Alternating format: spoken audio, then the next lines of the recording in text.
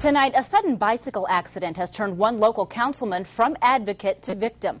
Auburn Councilman Mike Walter was hit by a car last night, just 1 week after pushing for added safety measures for bikers. News Channel 15's Janice Allen is following the story. She is in news control with the details. Well, Heather, it is a dangerous coincidence. At the last council meeting, Mike Walter brought up the issue of adding bike lanes in the exact area where he was hit.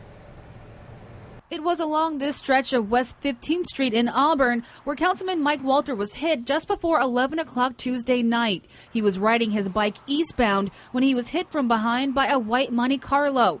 According to police reports, Mike was thrown from his bike and on top of the car, receiving injuries to his hands, head, legs, knees, and back. The 20-year-old driver says she didn't see him, but she did hear moaning when she stopped to pull over and called 911. And that exact road, exact spot that he was actually hit was discussed Tuesday night. Auburn Mayor Norm Yoder says Mike doesn't own a car and frequently rides his bike. That might explain his interest in promoting bike safety.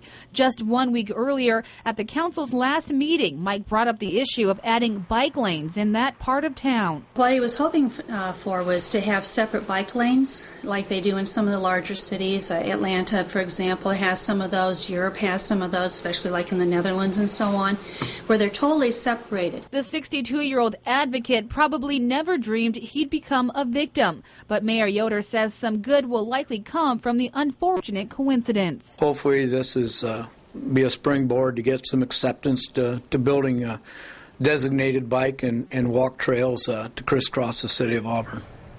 It's not clear if Walter was using any reflector or headlights before the incident. Tonight, he is recovering in Parkview Hospital. At last check, he was listed in fair condition.